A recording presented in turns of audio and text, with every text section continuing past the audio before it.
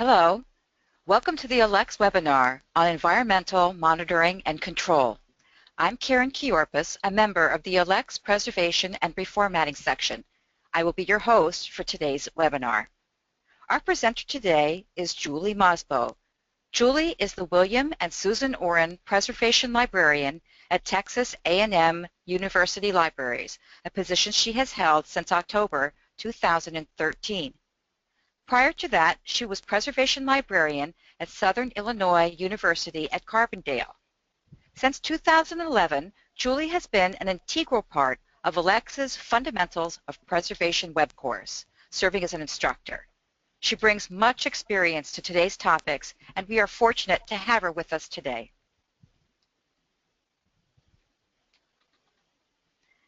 A few logistics for today's presentations. All attendees are muted to prevent background noise, and we do not have interactive chat capabilities. You may, however, comment on today's presentation using Twitter. The hashtag is ALCTSCE. We do not monitor the Twitter feed, so if you have questions for Julie, please type them into the question box on your screen. This webinar is being recorded, and you will receive an email with links to the recording and presentation slides. And now here is Julie. There will be a slight delay as we change presenters.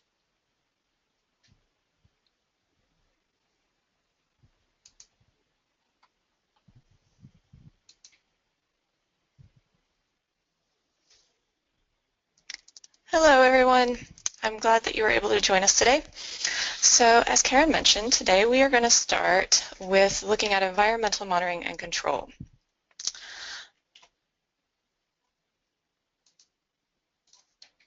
So just kind of rehash a little bit of what Karen had mentioned before. So this is me. This is the person who's speaking to you today. I am currently the William and Susan Oren Preservation Librarian, and I've been here at Texas A&M since 2013. And in November 2014, I added the Director of Preservation. So I basically am overseeing groups that are responsible for conservation, preservation, disaster recovery, digitization, and digital preservation as well. So we're going to jump right in. So for this webinar, we're going to be covering a couple different areas. So I'm going to be focused on 4 specific areas. I'm going to be looking at temperature and humidity, storage and exhibits, pests, and mold. And so for each one of these topics, I'm going to be reviewing what the issues are, the damage that can occur, and then ways to prevent the issues, which in cost is usually a cost saver as well. So in dealing with these issues, such as large pest infestations, humidity, temperature issues, they can be quite costly in terms of staff, treatment, and vendor services. So that's one reason why prevention is one of the best tools in your arsenal to have. So we're going to be discussing each of these, and I'm also going to be throwing in some case studies, things that I have learned along the way, as well as experiences I've had and experiences I know others have had as well. So the first topic we're going to cover is temperature and humidity. I want you to kind of look at this picture and remember this. This is a picture of HVAC system ductwork. And what you probably can't really tell is at the bottom of the page are actually the top of shelving units, and those are actually holding rare books. And I'm going to go into this a little bit more detail as a case study in just a moment, but I wanted you to have an image of this first. So why is temperature and humidity so important for preservation? Well, it's one of the bare bones basic for preservation. It really contributes to the changes in the physical makeup of the material, and it does this by a couple different ways. One is through heat, so accelerating deterioration caused by heat. There's also problems that occur with high relative humidity. So when we're talking about humidity, we're talking about the moisture that's in the air.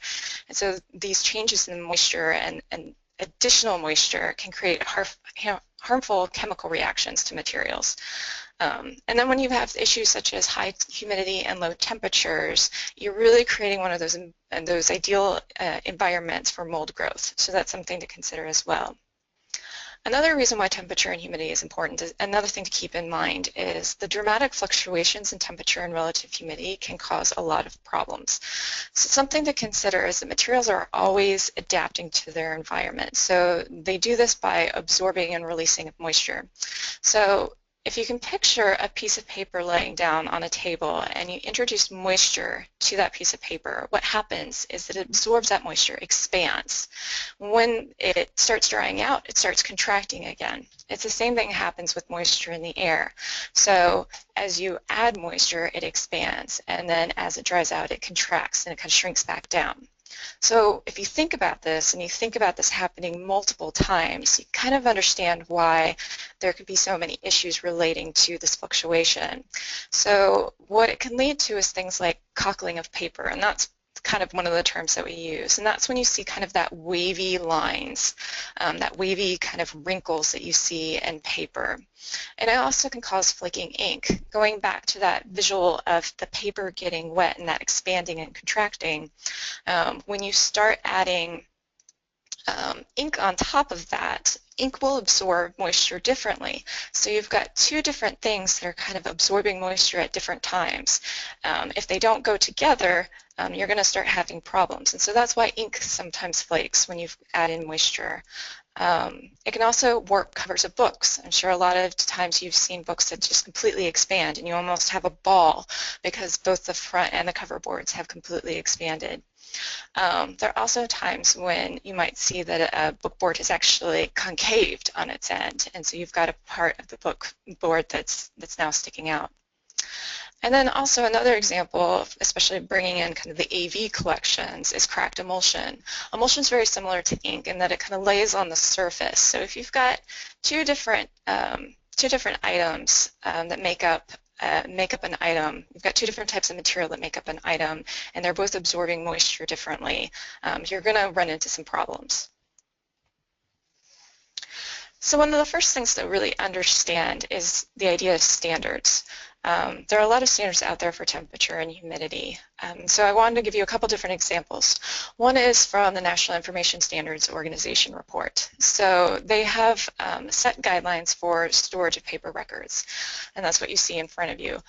We've got combination stack and user areas. So with that, we're probably talking about reading rooms, maybe processing spaces where people are also have some collections stored. And the temperature is usually going to be about 70 degrees Fahrenheit with a relative humidity of 30% to 50%. It's usually going to be a little bit higher just because of people's comfort levels. They don't really like the cold, so it's usually a more moderate temperature. When you get into more of the stacks where the materials are going to be stored and where people really aren't going to be working, you're going to see much more lower temperature standards. So we've got the 35 to 60 degree Fahrenheit to the 30 to 50% humidity. And then most of the time we add a little bit of ability for fluctuation. So a little fluctuation won't hurt. As you can see, this standard is calling for a plus or minus 2 degrees Fahrenheit or a plus or minus 3% relative humidity. There are going to be some cases where you might see something as large as plus or minus 5 degrees Fahrenheit. That's usually the most I've ever seen in any sort of standards, and that's usually if you've got some major issues and you aren't able to control your HVAC system as much as you'd like. Plus or minus 5 is doable. It's nothing to panic about. As a comparison, I wanted to show a couple more standards. So the Conservation Environmental Guidelines for Library and Archives, which was published in 1990, says that the ideal environment is 60 to 65 degrees Fahrenheit with the relative humidity as 40 to 45%. You can see that this was published in 1990. Standards really haven't changed that much for what's ideal. And then the National Archives and Records Administration, NAR came out with, in 2002, a directorate that stated that the ideal environment was 65 degrees Fahrenheit to 35% to 45%.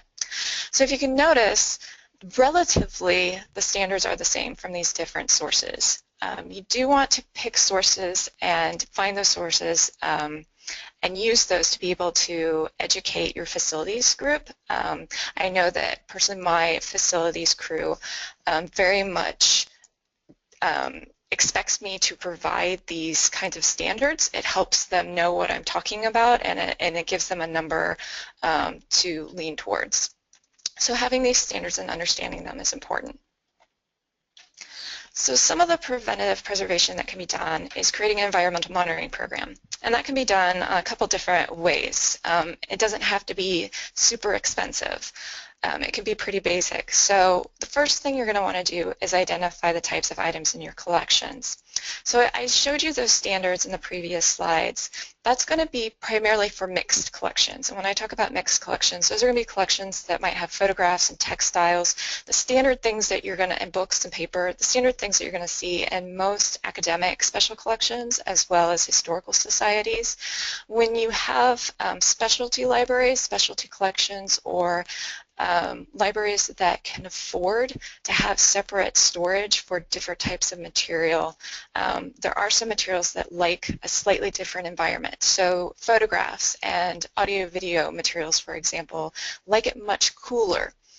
So you need to keep that in mind. If you are a historical society and pretty much all you have is photographs, you might be able to bring down the temperature a little bit more to prevent any damage to those photographs. So identifying the item types is really important.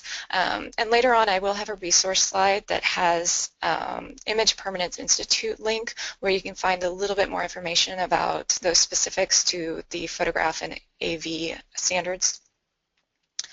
Another thing that is really important to do is work with your facilities personnel to determine what your HVAC can do. If no one has told you this yet already, your facilities group, your maintenance, your custodial, janitorial work are going to be your best friends. Find out what they like, cookies, brownies, cakes, whatever. You really want to try to bribe them at times, but you want them to be your friends because they're really going to be key in any sort of these instances and help you with your environmental monitoring. I mentioned earlier in that slide, I asked you to kind of take a look at with the open ductwork over the rare books materials because that was a situation where we had just recently undergone a renovation and an HVAC system had actually been picked out by the architects prior to my arrival at the university, as well as the rare books librarian and the director of special collections. And so when the renovation was completed and I started monitoring the space, I asked them whether or not the system could handle a slightly lower temperature. I was aiming for about 67, 68 degrees, and we were hitting about 72, 73. And the engineer said, sure, why not? And so what happened was that they did, in fact, lower the temperature and they lowered the humidity, and we ended up getting condensation in that ductwork that was above the rare books. And we were unaware of that, and it actually started slowly dripping. And we didn't know until I got a frantic phone call on a Saturday from the rare books librarian, and we spent the entire afternoon triaging books. And we did, in fact, lose some first edition 20th century American novelists. So it was pretty painful. It was a lesson learned. So the lesson is HVAC systems are actually made for certain standards. It's not a one-size-fits-all. So you really need to make sure that your HVAC system was designed to do what you want it to do in the first place. Another thing for your environmental monitoring program is the use of data loggers or hygrothermographs. And there are a variety of different kinds that you can use. Some of the most popular include hobos or the PEM2s. There are also ones that you can just get at Radio Shack. If that's all you can afford, then at least that will give you some information.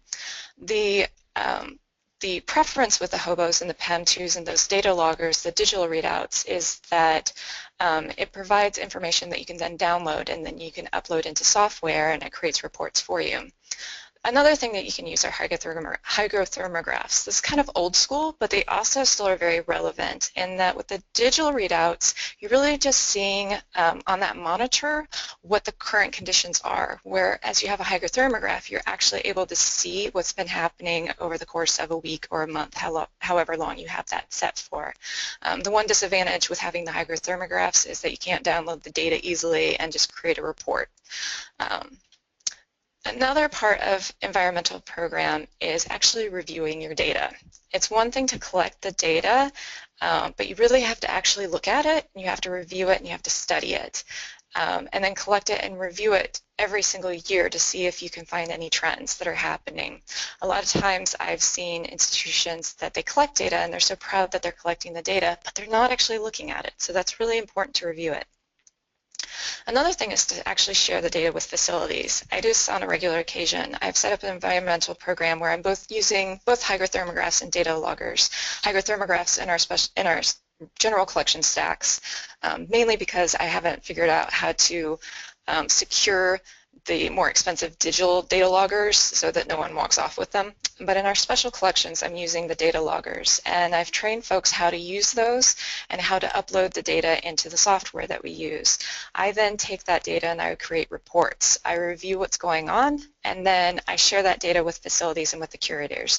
I only report, we have a ticket system here, and so I'll put in a ticket if I see something that I actually want addressed. I also let them know if I'm just monitoring something, that I see something that might be slightly fishy, but I want to make sure that I can look at it over the course of the week before I cause any activity to happen from that. And it's worked out very well. It's very helpful for facilities because I'm the point person and I'm the one funneling the issues through to them instead of them having 5 to 6 people, which is what was happening before, filter in the issues. It's really helpful to have one point person who can then filter the information to facilities so that there's no confusion. So the next area that I'm going to talk about is storage and exhibits. So there are a lot of different problem areas in storage and exhibits. One is lighting. So some of the typical things that you'll see with the environment that can cause problems in regards with lighting is fading. So anything that's been exposed to too much light, whether that's natural or if it's light coming from light bulbs. Heat is also a problem. Recently, at our university, we've decided to take a look at our exhibit storage, or exhibit space, one of our primary exhibit spaces in our main special collections building. We have these wonderful windows that are right in front of the exhibit. It's very nice. It's not the greatest for collections. Those windows also happen to face west. And if you're in the south, if you're in Texas, you know how much sun and heat comes through those windows in the west in the afternoon. So what we did was we decided to start monitoring using a light meter to see what kind of light readings we were getting throughout the day and to decide whether or not we needed to add some additional protection to the windows and to maneuver some of the cases in the exhibits so that they weren't getting any direct light. Another problem area is pollutants. 2 different kinds. First one to think about is particulates. So that's the kind of stuff that's going to be floating in the air. You may not really realize it, but dust and those kinds of things that float in the air actually can be a little bit of abrasive.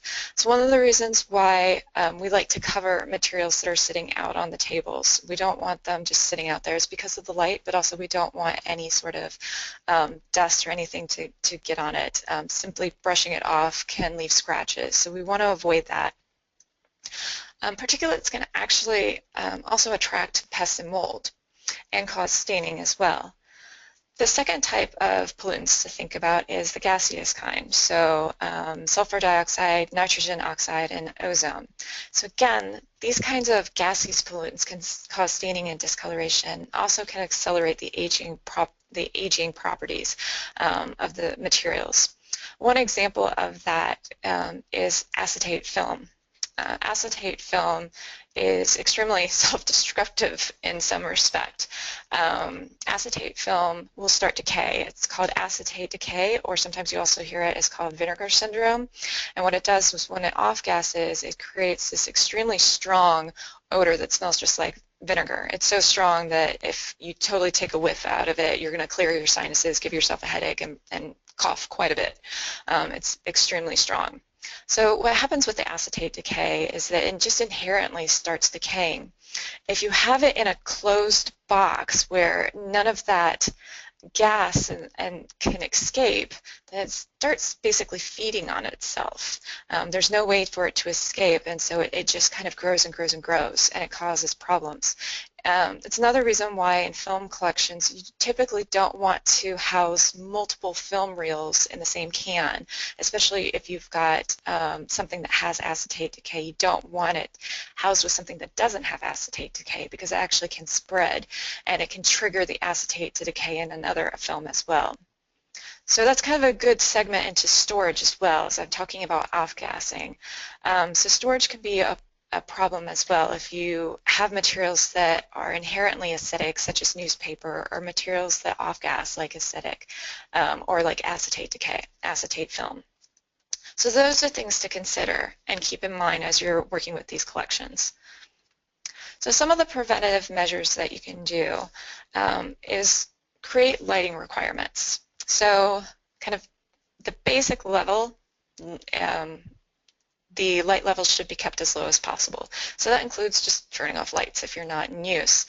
For areas where you have actual preservation storage, it would be useful to either make sure you've got the light switched off, or maybe even having a sensor, a motion sensor, so it turns off after 5 minutes of it not seeing anyone move around. I know in my own office, if I sit too still, sometimes the lights go out on me. It's just a simple wave of the hand, so if someone gets stuck in the dark in the stacks, you know, it usually triggers back on. So that's one one way of saving on electricity, but also saving on preventing light damage to materials. Another way is determining and eliminating UV light as much as possible by putting filters on windows and lights. As I mentioned before, we're taking a look at our exhibit space and our special collections, and one of the things we did decide to do was add a UV and heat filter on the windows. We already had a UV on the glass, but we decided that we really needed UV and heat to try to protect the materials. Also in our space, preservation is pretty new, and so we have kind of a makeshift laboratory right now for conservation while we undergo renovations, and then also our digitization lab. In both of those places, we do have special collections material with us for the most part, and so we've put UV filters on the fluorescent light bulbs to protect materials as well.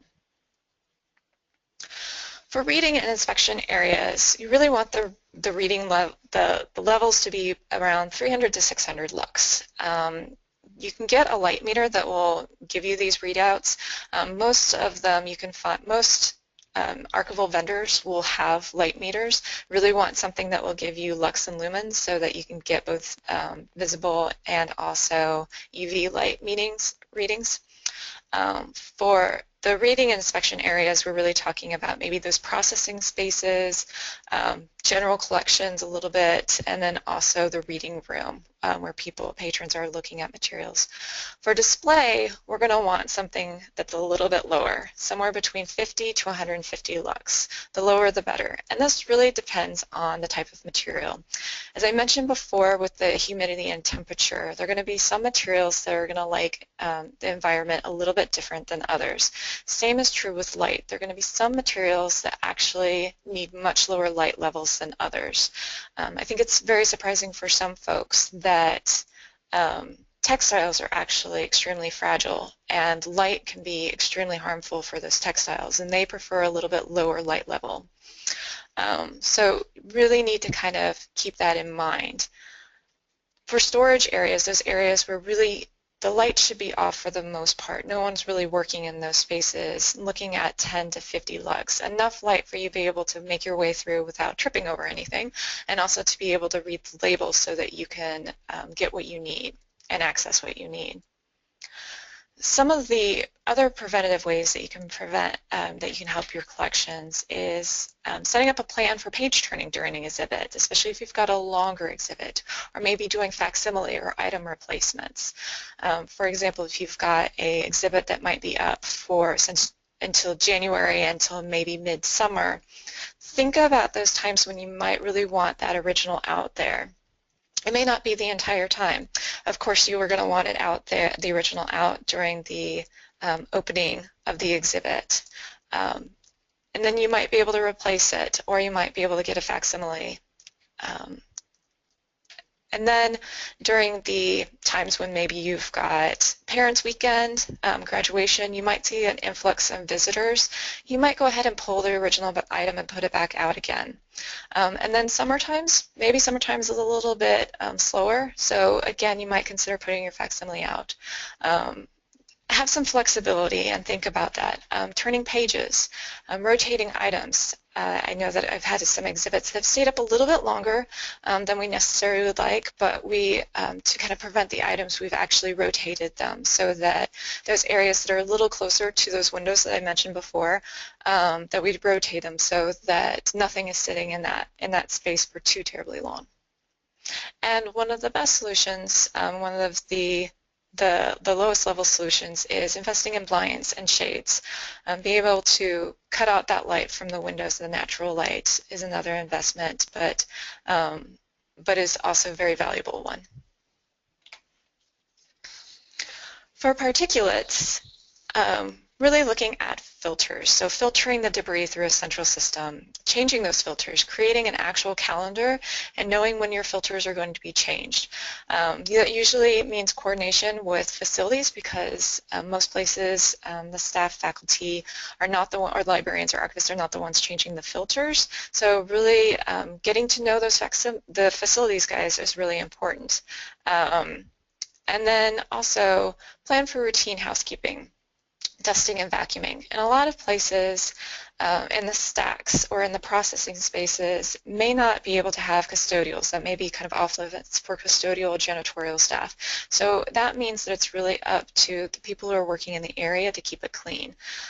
Been to a lot of places where it's been very successful to just say once a semester there's a week where everyone just stops what they're doing and it's just a housekeeping week. It's time to dust, it's time to clean, it's time to put away things that have been sitting there for too long and need to be put away, and it's always been pretty successful. You can also protect items by putting them inside enclosures. That's the reason why we are very much into putting things into folders, putting things into sleeves, also putting things into cabinets and boxes. So the more protection of these items, the better. So if you've got a photograph in a sleeve, in a folder, in a box, on a shelf, you're getting a lot of protection for that item, and it helps prevent issues in the long term. And another kind of low-cost thing is keep the doors and windows closed. It seems pretty basic, but sometimes you don't really think about how much dust is actually coming through those areas.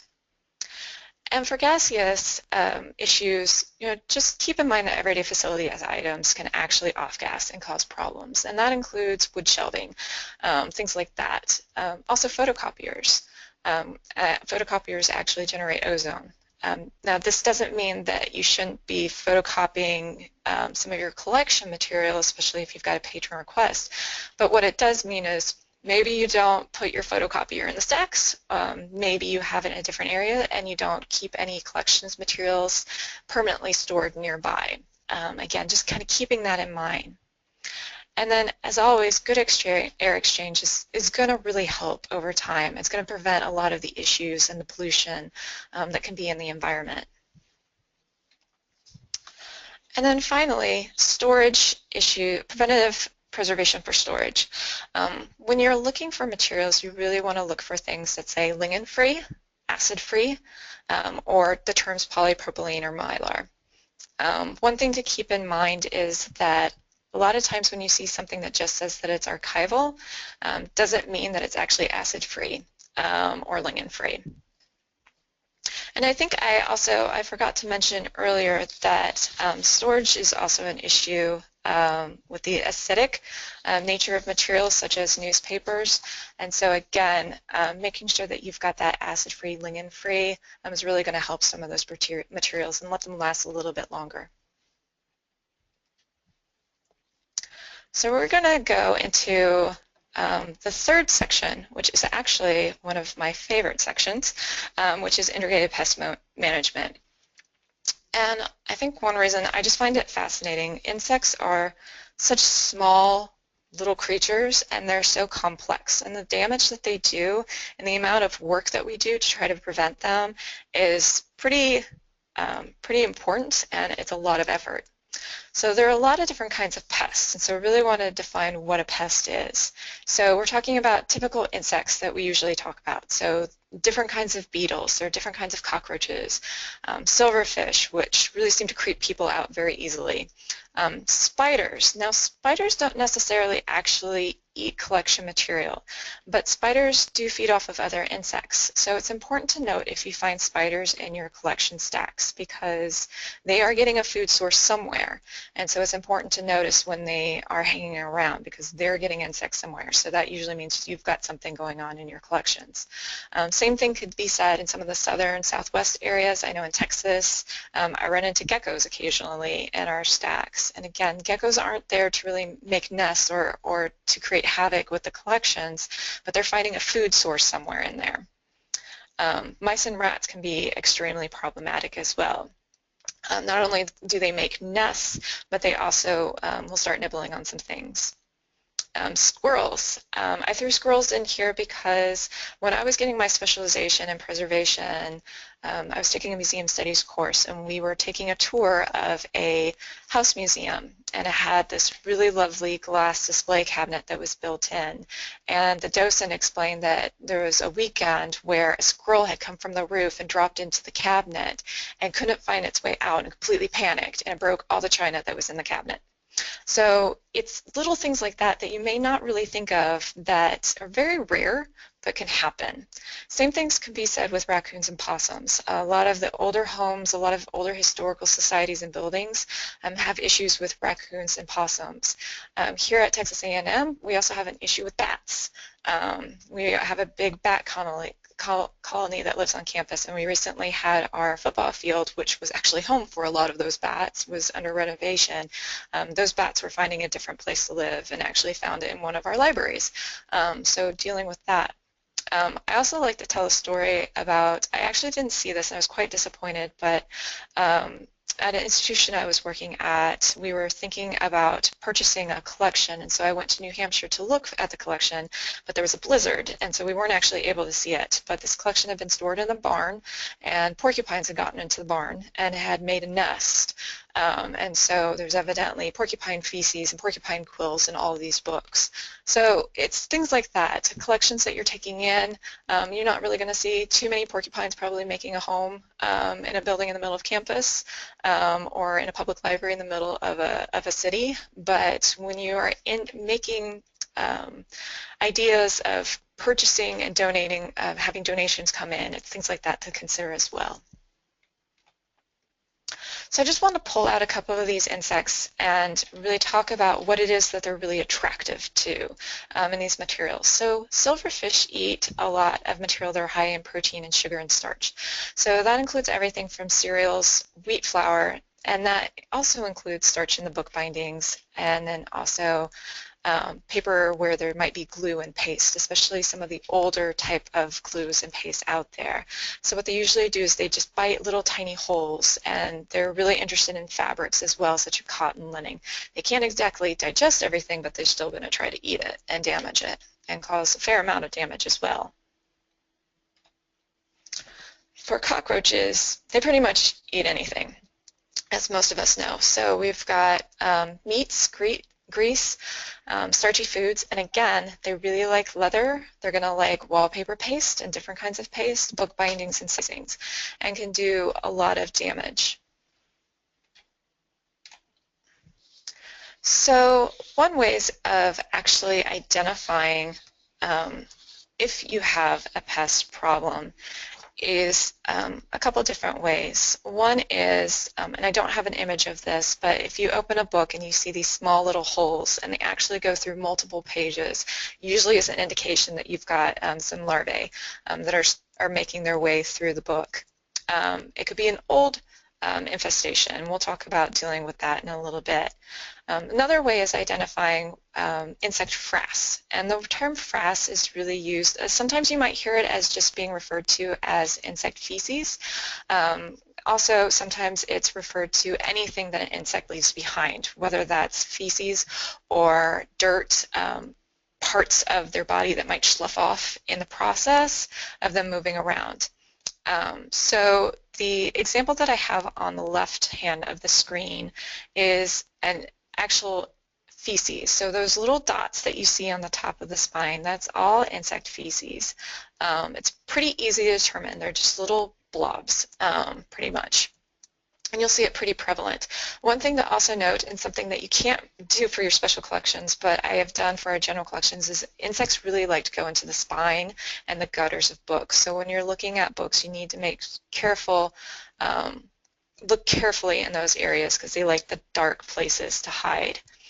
On the right hand of the screen, you're going to see more of the general frass, what I was talking about. So this is going to be a combination of the feces and of the other components that they might leave as they are making their way through the paper. In this instance, it was a pretty significant holes that the insects had eaten through. And if you look at it through even just a loop or small magnification, you actually can see like little tiny mouths where they've mouth bites where they've actually gone in and grabbed the paper. It's usually irregular. So it's not a smooth circle, and that's another way to identify some of those potential issues. The other way of identifying is a pretty obvious one. You've got bugs crawling around in your book. So that's another way to identify, and that's a pretty quick way of identifying. So we found pests. What do we do? Well, the first one is try really hard not to panic. I know that it's really easy to just think about the headache that you have and what has this affected other things. So the first thing is taking this course and listening to the webinar and really providing a little bit more education to yourself about how to prepare yourself to deal with the situation so there isn't too much panic. One thing to consider is the fact that the damage that insects cause is irreversible. There's nothing that we can really do. Once it's eaten something and it's gone. What it is that we then have to deal with the insects that are left behind and then also seeing what kind of treatment repair might need to be done for the item. So there are a couple of different ways of treating infestations. One is fumigation of the collections. So one thing I want to point out is there's a difference between fumigating your facility versus fumigating your collections. Fumigating the facility is usually spot treatments on carpets along walls, maybe around some furniture, but the fumigation of collections is actually adding a chemical to your collections, to a rare item, to a book. It can be really dangerous over time because you're basically adding a chemical to this item, and it then changes the chemical makeup of the item. So it can be really difficult, and this change in chemistry can actually alter the stabilization of the material. So it could start aging a little bit quicker. It could start decaying. So you really want to be careful with fumigating collections. It's not something that we necessarily recommend. It's really up to discretion of the institution. Another way of treating is oxygen deprivation or CO2 treatment. This is actually quite timely and can be also very expensive. So it's also not exactly popular, but it could be done. The most popular way of dealing with pests is by freezing them. And so just to give you an idea of usually the cycle that I go through when I freeze material is once something is identified as possibly needing freezing, and I also freeze things that I just think have been exposed and I think will be fine during the freezing process, as well as items that clearly have infestations.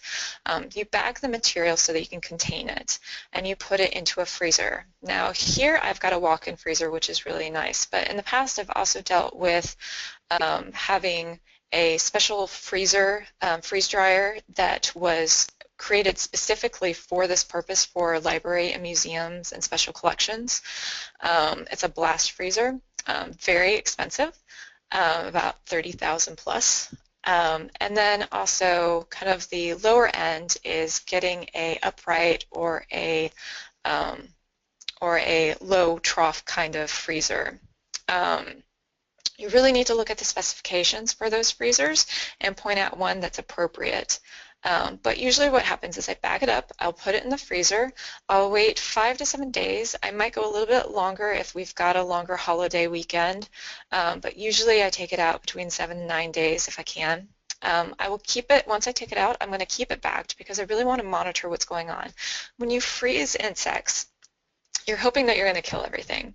And you really want to try to freeze them as quickly as possible because insects can actually acclimate their body temperature if they freeze too slowly. So insects' bodies are made mostly out of water. So when you freeze them very quickly or blast freeze them, the water crystallizes, and then that actually kills the insects. Now, one of the problems is that it doesn't actually kill the eggs. Most eggs will survive the freezing process. So what you do is you're going to take it out and you're going to keep it in the bag and you're going to monitor. You're going to see if any eggs hatch or to make sure that you've killed everything. And one way is you can just kind of keep an eye on the bag. A lot of times you're going to need to take it out and actually go through the item to see what's going on. If you see something that's suspicious or you see that there's still activity, you do another freeze cycle and you start through the process again. There have been some times when I know items are coming from, have been donated and they're coming from a place where we know that they have active insect infestations. I go ahead and do at least 2 just a precaution, even if I don't see anything live, just to make sure that I'm not introducing any of those insects back into the collections. And then vacuuming is kind of the last thing. Vacuuming is really something that you would do after the fact, especially after freezing. So hopefully once you have frozen, everything's been frozen and you've killed everything, you know, use the vacuuming to kill or to remove any of the insects or any of the remnants of the insects. So the things to consider for these different kinds of treatments is really the cost. So looking at time, staff, whether or not you need to do an outside vendor if you've got a major infestation. Sometimes you just have to. You can't handle it internally. And also equipment. How much can you afford in terms of freezers, vacuums, and that kind of thing. Something that I don't have on the slide also to consider is space. Space is also important. If you have the ability to have a separate room to be able to handle and quarantine items that have possible insect infestations, that's great. If not, just finding some area where there are no collections nearby so that there's no infestation and you're not cross-contaminating anything. So space is something also to consider. So what are some of the preventative measures? Creating an integrated pest management program, or what we refer to as an IPM program. Part of that is education, so not only educating yourself, but also educating others as to why you're doing this and what the importance is. It's also a great time to assess the building, see if you've got anything going on. So I know in Texas we have months where we just have crickets all over the place. And so I know if I'm going to put down a sticky trap or trapped in certain areas, I'm going to get a whole lot of insects. So it allows me to figure out, you know, what are some of the trends? If I'm going around and I see that I have a lot of something in a certain area, that's going to tell me maybe there's something wrong. Look to see if there's any light coming in under the doors in something that's supposed to be pretty sealed. Those are areas where insects might be coming through. You set and monitor the traps. It's not sitting it down and just walking away and then in a year seeing what happens. It's actively looking, maybe weekly if possible, but at least monthly to see what are you collecting and what are some of the trends. Housekeeping, which is very similar to dealing with those particulates in the air, keeping areas clean, monitoring the food and drink. No one wants to be the food police, but it is actually an important part of preservation is just monitoring and educating people on what bringing food into certain areas are going to do for the collections. And then the last section I'm going to talk about is mold. This actually, I really like this image because it gives a good example of the different kinds of mold that are out there, different colors, different textures, and how it can look, all on one single item. So, what is mold? Mold is actually a fungi. There are 10,000 species of fungi, and that includes mildew, mold, and mushrooms. So they're all part of this one group. Mold is really made up of a variety of spores, and the spores are airborne. So you've actually got mold pretty much anywhere you're going, and they can vary in color. A lot of times you just hear people talk about black mold, but there are different kinds of mold. In that previous slide you saw green and gray and yellow. In this slide you can see red. There are reds and purples and blues. They come in a variety of different colors, so it's not just a brown or a black that you're looking for. Another thing that you need to think about is, and something else you might hear people talk about, is whether or not mold is active or inactive. For active mold, what that means is that the mold is actually still growing. There is still finding a food source, and so it's still alive and growing. Usually this is happening because the environment is not stable. We reviewed those standards earlier in this webinar for the temperature and and relative humidity. When you have those times when you've got a low temperature and a high humidity, it's going to be pretty wet air, and that's what's feeding the mold. When you've got inactive mold, that usually means that you've got much drier air, and so it's not feeding off of that moisture that's in the air, and so the environment's becoming pretty stable. One of the best ways of determining mold, if you're in a pinch and you need to identify whether it's active or inactive pretty quickly, always wearing a glove. You take your finger and you smear a finger on top of it. So what's going to happen is if it's active mold, it's not going to move. It's still pretty healthy, it's still pretty spongy, and it won't move. Now, for inactive mold, if you put your finger and you smear it, when you try to smear it, what's going to happen is it actually does smear. It's very similar to chalk dust in that it's dry and it can be moved. For active mold, really can't do much until we inactivate it so that we can actually start cleaning it up and removing it. And that's why it's really important to learn the difference. So something to consider is that different types of materials absorb water in different ways and different amounts.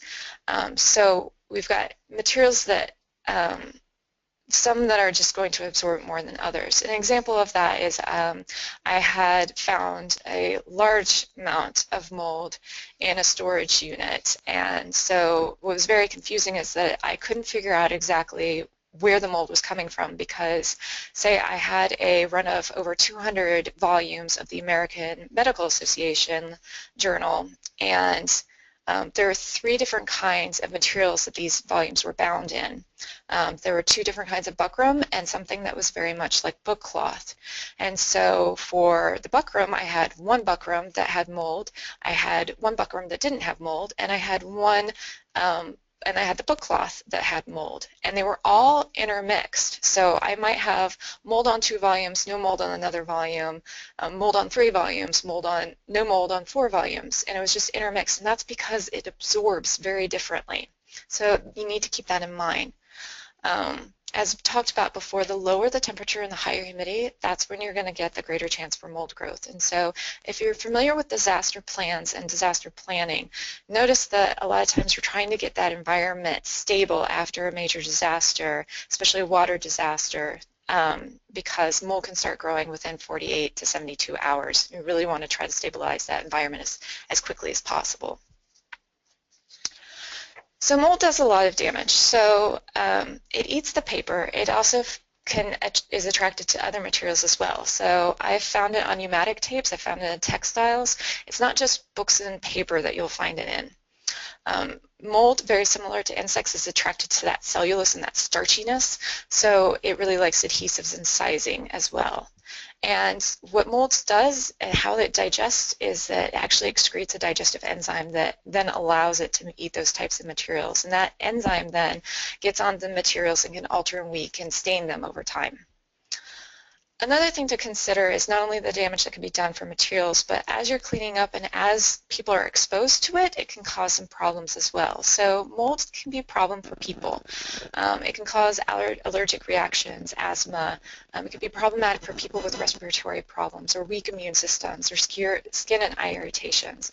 So something that I consider before I undergo any sort of cleaning or remediation of mold is if I'm asking other people to help me or I know that there's a problem, I'll go through this with them. I'll explain what's going on. I will then ask them to report to our library's Human Resources Department and let them know if they have any problems that would not allow them to participate in this project. As a supervisor, as a director, I'm not allowed, or nor should I, ask them personal questions about their health. So I ask them to go to the HR and report them to that, and then HR will let me know if someone cannot participate in the project. So that's another thing that I've learned over time. It's been really helpful and helps me keep that kind of respectful professional. So, found mold, what do we do? you're going to check the environment. You're going to check to see if there's any moisture coming through, what the temperature and humidity is. You're going to try to stabilize that environment as quickly as possible. If you need to remove any water that's standing, any moisture in the air, using dehumidifiers, allowing fans to circulate the air. You're also going to have on hand personal protective equipment, or PPE, as we call it. So gloves, preferably things that are non-latex. A protective mask, preferably something that is an N95 or an N100, and goggles. There are other personal protective equipment that you can also get. This is kind of the bare bones kit. You can also get Tyvek aprons, Tyvek lab coats, or real lab coats that can be washed. I've also had on hand full suits, so that in some of the larger mold issues, the heavier mold, we've actually worn entire suits so that we can protect ourselves from the damage. It's helpful to have all of that on hand. And so looking at the preventative measures of mold. So one, you want to really keep a stable environment. You want to create that environmental monitoring plan that I talked about before, where you're looking at the collections and seeing what's in there and what might be affected, and using those data loggers or hygrothermographs to collect the data and look at it, review it, make sure you know what's going on in your collections, and then report the issues as soon as you see something that doesn't look right. It's easy to let something go, but if something doesn't seem right, it's best to go ahead and get it checked out before you have a major problem on your hands. And it's also assessing new materials that come through. If you know materials are coming through questionable locations, you might consider quarantining the items. You might consider separating anything that's suspicious so that you're not cross-contaminating anything. So this is part one. This is just kind of introduction to environmental monitoring control. So these are some of the resources that either I've used in my everyday or items that I used or referred to in this presentation. And I believe the slides will be sent out, so you can get these later. So that is it for the presentation part. So now I think I'm ready for any questions. Hello, everybody. This is Karen Kiorpis. I'm going to work with Julie to relay your questions to her. So please do type your questions into the answer box. I have a couple, but so we can get started. Julie, the first question, someone asks about using LED lighting, and they wondered if they're safe to use, if they can use them in their exhibit areas. Can you help us with that? Sure. LED lighting is becoming more prominent in the exhibit spaces. They don't emit a UV light, and they don't give out as much heat as well. So LED is actually becoming a lot more prevalent in exhibits, more so than some of the tungsten lighting that you typically see. So LED lighting, for anything that you want to use, you really want to do your homework, and you want to figure out what you want to use. Lighting also comes in different colors, so you might have a cool color and a warm color, and there's a gradient in between. So you really want to do your homework and take a look at your space and determine what's best for your space. Thank you, Julie. I have a lot of questions that actually have come through about mold and pests. So let me go to the pest question first. So you mentioned monitoring books after freezing them to watch for the eggs to hatch. And someone has asked, how long does it take for that hatching to actually occur? I think usually between, I believe it's about 5 to 9 days. Usually they acclimate and they can hatch pretty quickly. If you know that you've got some eggs in there and they haven't hatched yet, usually just kind of keep hold of it. But I would say usually I wait between 5 to 9 days. 5 to 9 days. Okay, good. That's helpful. Someone has asked us, could you talk about foxing? Is this a type of mold or is it something different? Now, Karen, you probably could chime in on this one also. I think there's still a little bit of a debate. I think there's always been a bit of a debate as to whether or not foxing is mold or if it's actually a reaction to some of the metallics and metals that are in the paper. And I think that it's almost a combination of both, of a past mold that has attacked certain parts of the paper and has kind of changed the color. But it seems like there's kind of new articles that come out every day and different opinions about foxing. I would, that's an excellent answer. Thank you. Thanks, Karen. Okay. So someone here asks, you mentioned high humidity and low temperatures causing mold. So the question is, do you mean low Fahrenheit, like 70 degrees? Would that be worse than 80 degrees? I think it really depends on, usually I start getting concerned when my humidity and my temperature are getting to the same number. So if I've got 70 degrees temperature and 70% humidity, that could be a problem. If I have 70 degrees and I have 90% humidity, that can be another problem. So it's really looking, and we are talking Fahrenheit, and we are also talking about the combination of the temperature and the relative humidity. It's not just the temperature alone. Okay. Okay, that's a good answer. That's an easy rule of thumb too. Hey Karen, I've got, yeah. I think we are about over time. Okay. All right. I think maybe we might have time for one more question. Watching to see if anything pops up, but I don't see anything. If anybody's typing really fast, okay. I think we can conclude our presentation. We trust that you found today's session useful. You're going to receive an email with a link to the recording and slides within a couple of days. So the email also, it will include a link to a short online evaluation form. If you could please take a few minutes to respond to those questions.